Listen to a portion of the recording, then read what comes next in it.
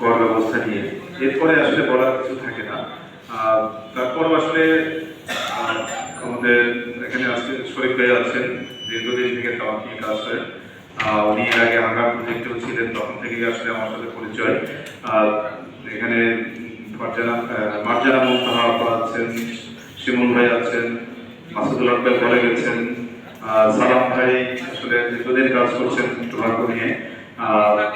টিপু ভাইও আমাদের সাথে দীর্ঘদিন জড়িত। আসলে সবাই বলার পরে আসলে মানে বলার কিছু থাকে না। তারপরও যে বিষয়গুলো হচ্ছে, আমরা আসলে দীর্ঘদিন মুভমেন্টে আছি, কিন্তু আমি মনে করি হয়তো আমরা সাকসেস কিছুটা। যেমন আমাদের টিপু ভাই বললেন যে তার রেস্টুরেন্টে এখন ভিতরে খাওয়া হয় না সিগারেট, এটা একটা ভালো দিক। কিন্তু আমাদের অনেক ভাই বলেছেন যে আমাদের কিন্তু এখন একটা ফ্যাশন হয়ে গেছে, মানে ফ্যাশন হিসাবে চালু হয়েছে যে স্কুলের বাচ্চারা এবং দেখবেন যে অনেক নারী সিগারেটে আসক্ত হচ্ছে, ধূমপানে আসক্ত হচ্ছে। এটা আমাদের জন্য আগামী দিনের অশনি সংকেত।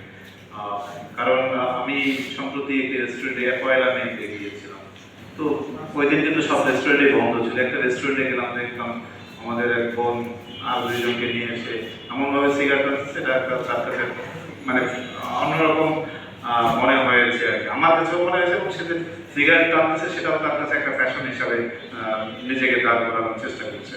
তো এই যে মানে আভিজাত্য বা সিগারেট খাওয়ার যে প্রবণতাটা বাড়তেছে আমাদের, সেই থেকে উত্তরণের জন্য আসলে সবার ভূমিকা আছে। শুধুমাত্র আমরা মানে আজকে মুভমেন্টের সঙ্গে জড়িত তারা না, আমাদের যারা গণমাধ্যমের সাথে জড়িত, গণমাধ্যম না শুধু, আমি ব্যক্তিগতভাবে প্রত্যেকের কাছে অনুরোধ করবো সবারই সচেতনতার জায়গাটায় একটু গুরুত্ব দেওয়া দরকার। কারণ আমি সচেতন হলে আমার পারিপার্শ্বিক, আমার পরিবার, আমার সারাউন্ডিংস সবাই সচেতন হবে। কারণ আমি ওনার দ্বারা আক্রান্ত হচ্ছি।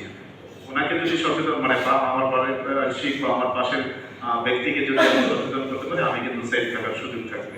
সো আমরা প্রত্যেকেই যদি প্রত্যেকের জায়গায় কিছুটা হলেও সচেতন থাকি, আমরা হয়তো বা আস্তে আস্তে ধূমপান নিষিদ্ধের পর্যায়ে নিয়ে যাওয়ার সুযোগ হবে।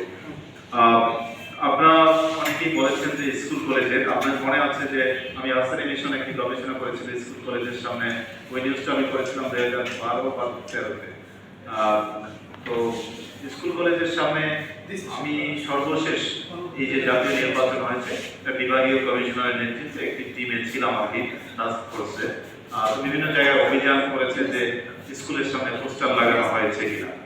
তো আমার তখন মনে হয়েছে যে এই অভিযানগুলো যদি এই যে স্কুলের সামনে যে সিগারেটের দোকানগুলো আছে সেক্ষেত্রে করা হতো, তাহলে হয়তো আমাদের আগামী ভবিষ্যৎ প্রজন্ম হয়তো অনেক উপকৃত হতো, আমরা অনেক উপকৃত হতাম।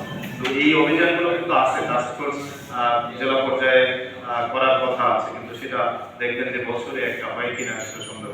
আবার হলেও ওই রকম কোনো আগে থেকে বলা থাকে যে দোকান বন্ধ থাকে বা দোকান নাই এভাবে। তো আমি মনে করি যে